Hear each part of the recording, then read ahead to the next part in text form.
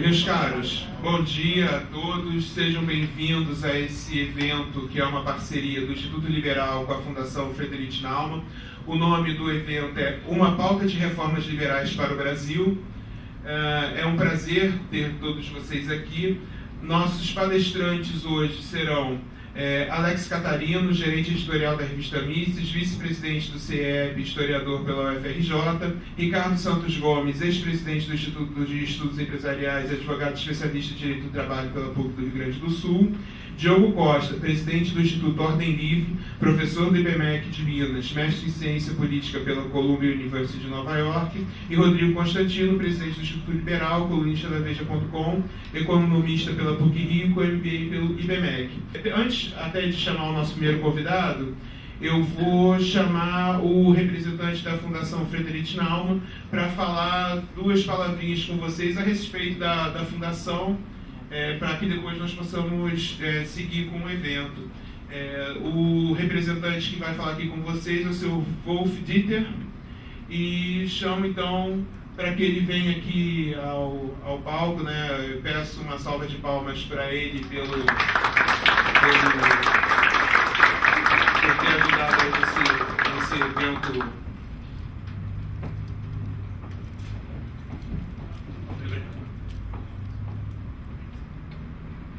Meine sehr geehrten Damen und Herren, liebe liberalen Freundinnen und Freunde, leider spreche ich kein Portugiesisch, deswegen habe ich eine sehr nette, freundliche Übersetzung. Senhoras e senhores, amigos liberais, infelizmente eu não falo português e é por isso que eu trouxe aqui uma colega para falar a vocês. Die Friedrich-Naumann-Stiftung, die Sie alle kennen, feiert diesem Jahr das 50. Jubiläum ihrer Auslandsarbeit überhaupt. Und hier in Brasilien feiern wir 40 Jahre Auslandsarbeit. Und das ist uns Anlass gewesen, unsere liberalen Freunde wie Sie einzuladen und unseren lieben Freund Renato zu fragen, ob er für uns ein Seminar organisieren kann. Und das hat er getan. Erstmal recht herzlichen Dank. Nós estamos comemorando 50 anos de jubileu de cooperação internacional da Friedrich Naumann Stiftung e comemorando 40 anos de cooperação com o Brasil. E, por conta desse nosso jubileu, dessa nossa comemoração, nós pedimos ao Bernardo que organizasse esse nosso encontro, nossa conferência, e por isso nós queremos agradecer também. Ich danke aber auch ganz besonders dem Institut IBMEC. Ich habe gehört, es ist einer der besten Institute in Brasilien. Ich fühle mich hier sehr wohl, weil ich selber mal früher gearbeitet habe als Wissenschaftler in einem wirtschaftlichen Institut, im Institut für Weltwirtschaft in Kiel, das auch sehr bekannt ist. Eu estou muito contente por poder estar aqui no IBMEC. Eu ouvi falar que é uma das melhores universidades, uma das melhores escolas do Brasil. Eu mesmo me sinto muito à vontade aqui com vocês, eu sou economista. Estive também como pesquisador no Instituto de Economia Mundial na Universidade de Kiel. Então estou muito contente por estar aqui com vocês hoje. Ich habe also lange nicht mehr auf solchen Bänken gesessen und zugehört. Ich freue mich jetzt auf das Programm. Das Programm sieht sehr interessant aus, nämlich liberale Reformagenda für Brasilien. Ich hoffe, wir können alle davon lernen und eventuell kann ich sogar von hier etwas mitnehmen, um unseren deutschen Liberalen etwas beizubringen, was sie hier besser machen als wir in Deutschland. Há muito tempo eu não sento num banco para estudar, num banco escolar, num banco de universidade. Então estou muito contente por essa oportunidade hoje. Eu tenho certeza que vai ser possível levar muitas ideias para fortalecer os nossos amigos liberais na Alemanha, coisas que vocês aqui já produzem de bom, nós podemos levar para lá também. Also, wir sind sehr gespannt, ich bin sehr gespannt. Ich wünsche Ihnen und uns jetzt einen sehr interessanten Verlauf des Seminars, des Kolloquiums und bedanke mich nochmal recht herzlich im Namen der Friedrich-Naumann-Stiftung. Last but not least möchte ich sagen, dass die gesamte Mannschaft, die wir als Friedrich-Naumann-Stiftung ins Ausland stellen, hier vor Ort ist. Das ist unsere Regionaldirektorin Frau Birgit Lamm. Das ist unsere Projektleiterin Gabriele Reitmeier. Das ist unsere Assistentin Frau Vorbringer und noch andere Damen und Herren sind hier. Wir alle freuen uns, dass Sie so lange mit uns zusammengearbeitet haben, dass wir setzen auf eine Fortsetzung der erfolgreichen Zusammenarbeit und wir setzen überhaupt darauf, dass wir Liberalen noch mehr Erfolg haben. Dankeschön. Eu gostaria de agradecer mais uma vez a oportunidade de estar aqui. Eu gostaria de apresentar rapidamente as pessoas que são parte da nossa equipe, nosso escritório, a Gabriele, a Berger, a Beata, que são todas pessoas que estão aqui porque nós temos um escritório aqui no Brasil. Queremos continuar nessa colaboração e queremos que o nosso trabalho aqui, que o trabalho de vocês aqui tenha muito sucesso. Eu também quero fazer um convite a todos para acessar o site do Instituto Liberal. Entre em contato conosco, nós temos lá uma equipe de professores, de intelectuais, e também temos toda uma estrutura específica para recebê-los. Temos uma biblioteca com milhares de títulos para vocês, que fica à disposição de quem nos visita. Então, é muito importante para nós que o Instituto Liberal tenha vida não só fora dele, através de eventos e palestras, mas também dentro dele, através da participação de cada um de vocês. Então fica aqui o convite. O nosso site é www.institutoliberal.org.br. Vocês podem me procurar também pelo meu e-mail, bernardo@institutoliberal.org.br. E agora, sem mais delongas, vamos começar com o primeiro palestrante, o professor Alex Catarino.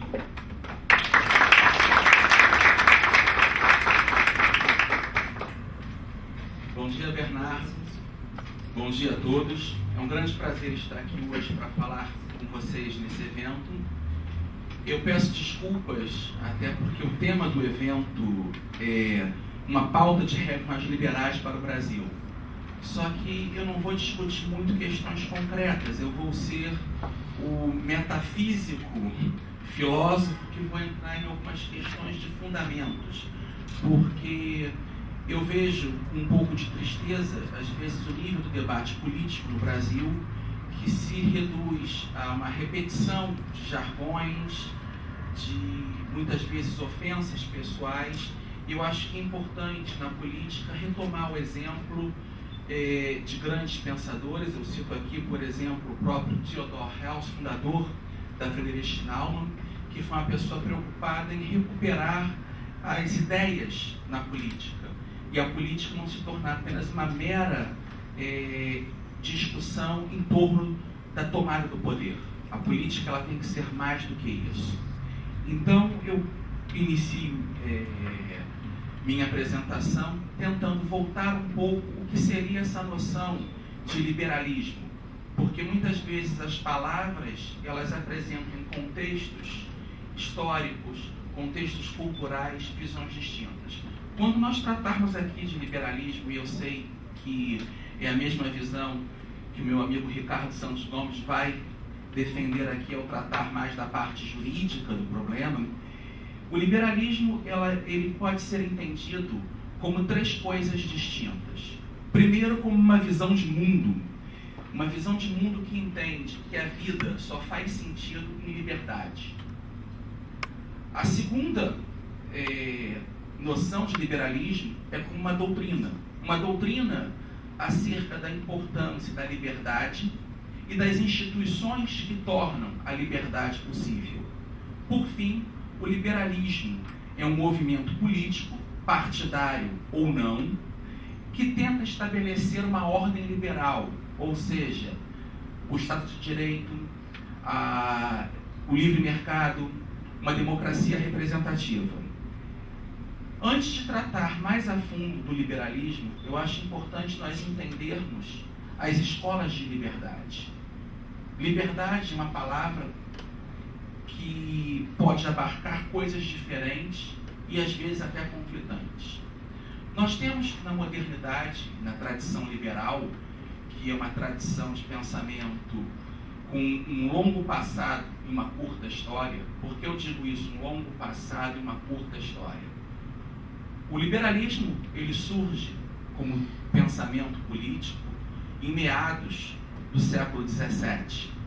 Só que esses autores liberais que vão elaborar ideias acerca do liberalismo desde meados do século XVII até os nossos dias, eles se pautam numa longa tradição de pensamento político, ético e econômico. Não é uma criação meramente racionalista do nada.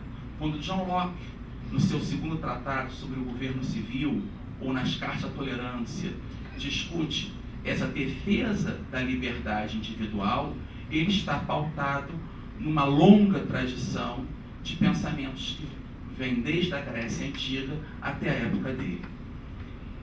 Nessa visão de liberdade, desses autores liberais, nós temos 3 escolas principais.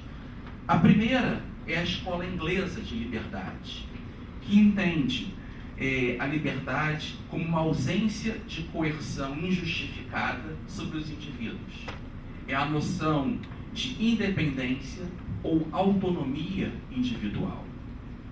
A segunda corrente de pensamento de liberdade seria a visão francesa, que está mais ligada ao que o filósofo Benjamin Constant, num discurso na Academia Real de França, em 1818, chamou de liberdade antiga. Então ele faz um discurso sobre a liberdade dos antigos comparado dos modernos. Essa visão de liberdade inglesa seria a liberdade moderna. Nós, modernos, entendemos que somos livres quando estamos sem sofrer nenhuma coerção externa injustificada. Já nessa visão de liberdade francesa, que seria a liberdade antiga, a liberdade clássica, também defendida pelos gregos e os romanos, liberdade seria participação política ou representação. Ela seria a autonomia do cidadão. O homem é livre se ele pode escolher o seu governante.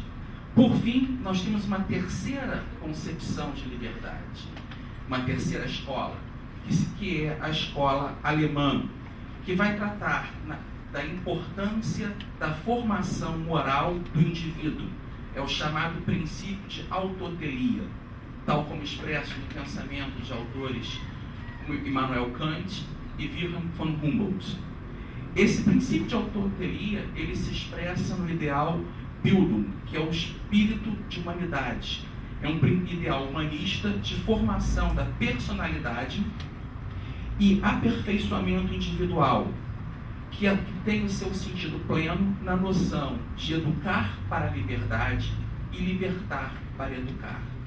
De certa forma, a visão de Friedrich Naumann e de Theodor Hess da liberdade, ela se pauta muito nessa visão alemã e tenta unir ela com as outras 2 visões de liberdade. Então, nesse aspecto, é importante a defesa da liberdade, vislumbrar esse aspecto da educação para a liberdade, da formação do eu, ao mesmo tempo em que contempla a ausência de coerções injustificadas, a liberdade individual, e se manifesta também no ideal de participação política. Nessa visão de liberdade também nós podemos voltar a um autor austríaco, Friedrich Hayek, que vai entender 4 formas de liberdade, 3 verdadeiras e uma falsa. Para Hayek existe, como primeira forma, a liberdade individual, entendida como ausência de coerção injustificada. A segunda forma de liberdade seria a liberdade interior. É uma liberdade do espírito. Nesse sentido, até um escravo poderia ser um homem livre internamente, na consciência dele. A terceira ideia de liberdade é a liberdade política, ou seja, o homem ele participa da vida política numa comunidade livre. Hayek defende que a mais importante das liberdades é essa liberdade individual, sendo que a liberdade interior pode ser um meio para motivar a defesa dessa liberdade individual. E a liberdade política, em alguns casos, pode fortalecer essa liberdade individual, em outros, ela pode negar a liberdade individual. Então é importante que essa liberdade individual não seja polida por uma liberdade política. A minha participação na vida pública, as eleições, eu não posso votar alguma medida que vai tirar a liberdade do outro. Então, esse é um ponto importante. E, por fim, existe a 4ª noção de liberdade, que para Hayek sempre entrará em conflito com a liberdade individual, que é a noção de liberdade enquanto poder. Seria, digamos assim, o capricho humano, eu quero. Então, nessa noção de liberdade defendida, dentre outros, por John Dewey, a liberdade seria poder. Então, eu só sou livre se conquisto poder. E a minha liberdade, ela só é possível se eu eliminar a liberdade do outro. Então, nessa defesa liberal, esse quarto modelo de liberdade não é aceitável. A principal liberdade é a liberdade individual, que deve ser combinada com a liberdade interior e com a liberdade política. Há alguns anos eu publiquei, fazer uma pequena propaganda, um verbete nesse dicionário de filosofia política da Unicinos, o verbete liberalismo. E o que me foi pedido foi para dar uma visão ampla sobre os fundamentos filosóficos, políticos e econômicos do liberalismo. Eu, como sei que o Ricardo, o Diogo e o Rodrigo vão tratar da parte jurídica, política e econômica, eu vou tratar agora com vocês um pouco mais sobre as questões filosóficas do liberalismo, centrando em 2 pontos. 1, os fundamentos epistemológicos. 2, os fundamentos morais, a parte da ética. É interessante notar que o liberalismo, eu falei que ele tem um longo passado e uma curta história. A palavra liberal como rótulo político foi usada pela primeira vez em 1812, quando as cortes espanholas se rebelaram contra o absolutismo monárquico. E aquele movimento em defesa do parlamento, da liberdade, chamou-se liberalismo. Só que o liberalismo ele começa como doutrina antes. Ele remonta aos escritos de John Locke, os escritos dos chamados neorrepublicanos ingleses, como Algernon Sidney, John Milton. Ele remonta o pensamento de Montesquieu, os escritos de David Hume, Adam Smith. E essa filosofia liberal, ela se caracteriza no plano filosófico por uma defesa de um falibilismo, ou seja, o reconhecimento dos limites do entendimento humano. O homem, ele não é onisciente. E essa noção de ignorância humana é fundamental para a defesa da liberdade, porque ao reconhecermos que não temos todos os dados da realidade, nós não podemos planejar com certeza o nosso futuro. Existe um artigo do Hayek, mais uma vez eu cito, chamado Os Usos do Conhecimento na Sociedade. Esse é um texto fundamental para entender a filosofia liberal, o pensamento epistemológico e a própria sociologia. O mercado se sustenta por essa ignorância. Nós não sabemos qual é o preço de uma mercadoria. Esse preço ele é fornecido pelos sistemas de preços nessa interação entre indivíduos na sociedade. Então, essa dispersão do conhecimento é o que permite a existência da liberdade dos indivíduos na sociedade e é o que permite o mercado. Há uma teoria do conhecimento por trás. O filósofo Karl Popper, ele insiste muito nesse falibilismo. De certa forma, nós não temos uma certeza do que acontecerá. Muitas vezes, quando um economista, com suas belas equações e gráficos, tenta prever o futuro, ele acaba errando. Quantas vezes nós vemos ministros da Fazenda, da Economia, dizer: olha, a taxa de juros daqui a não sei quanto tempo vai estar assim, a nossa meta de inflação. Aquilo é quiromancia, astrologia, essas coisas assim que não é científico. Não é porque eu estou usando um modelo matemático que aquilo tem uma cientificidade. O método é importante, mas o que determina a cientificidade do objeto não é meramente o método, é a pertinência do objeto e o aparato lógico, que muitas vezes não é matemática. O economista William Petit, ainda no século XVII, já dizia: há uma diferença entre economia e história econômica. As estatísticas que os economistas estudam, elas nos fornecem um entendimento do passado. É a história econômica. Só que a visão do futuro, ela tem que ter, como Ludwig von Mises trabalha, o economista austríaco, uma visão a priori. Nós temos que, a partir de uma visão lógica, tentar prever cenários possíveis no futuro, mas sempre sabendo que nosso raciocínio acerca do futuro, ele é falível. Nós optamos pela liberdade, porque num cálculo de custo-benefício e por princípios éticos, é melhor apostarmos na liberdade.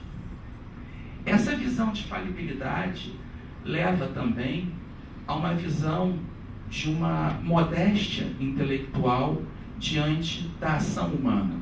Nós sabemos que o homem é levado necessariamente a agir para sair de um estado de menor conforto ou de desconforto para um de maior conforto. Essa é a premissa básica de Ludwig von Mises no Tratado da Ação Humana, que eu aconselho todos a lerem. Não é um livro fácil. Os primeiros capítulos, para quem não está acostumado com filosofia, é um tanto difícil de ultrapassar, até porque ele usa uma argumentação muito lógica, pautada em algumas ideias de Immanuel Kant, da fenomenologia. É um texto denso, mas de uma riqueza muito grande. Depois ele vai encadeando esses princípios filosóficos para explicar como funcionam os mercados, moeda, crédito, juros, inflação, o problema da intervenção estatal na economia. Então, de certa forma, tem um aspecto de um caminho no liberalismo moderado. Nós estamos, como disse Blaise Pascal, e foi utilizado depois essa frase dele como título de um livro do professor Alberto Oliva para explicar o liberalismo, nós estamos entre o dogmatismo arrogante e o desespero cético. Nós não temos todas as certezas acerca da realidade, mas nós também não estamos afogados num oceano de ignorância. Nós temos algum conhecimento dessa realidade.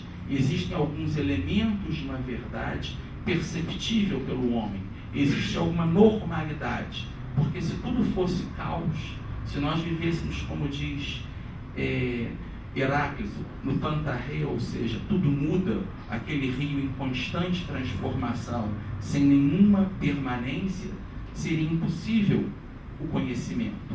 Então existem alguns padrões. Só que esses padrões de conhecimento que existem na realidade não devem nos levar a uma certeza dogmática.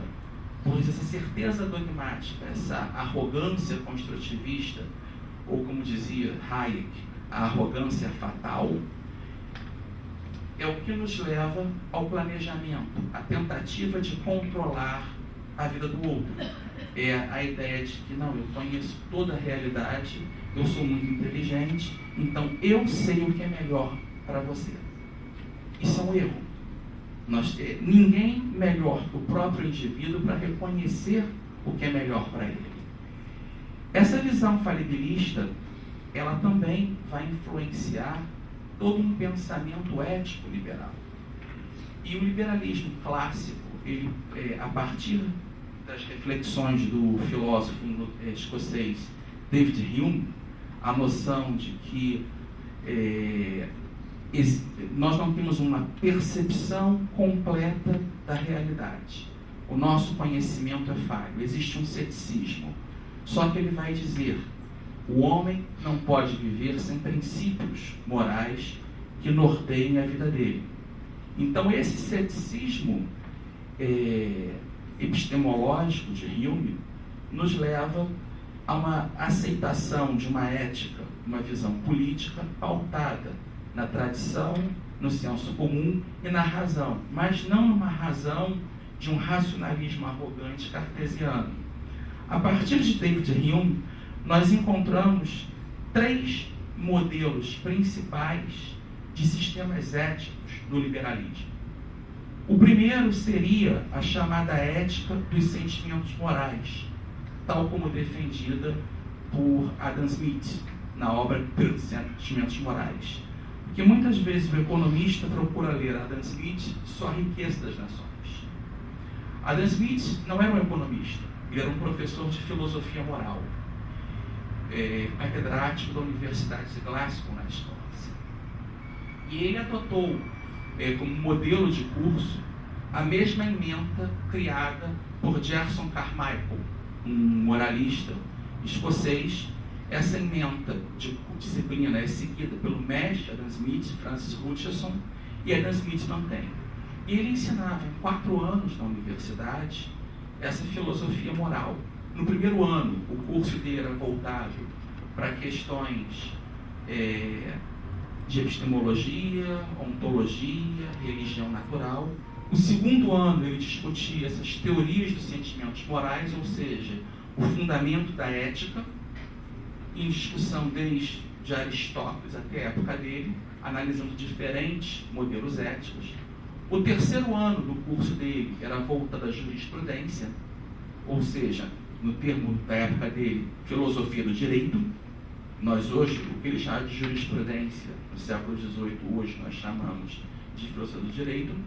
E o quarto ano ele se voltava a questões mais práticas. Uma dessas questões abordadas é a riqueza das nações. Então há uma certa continuidade no pensamento de Adam Smith.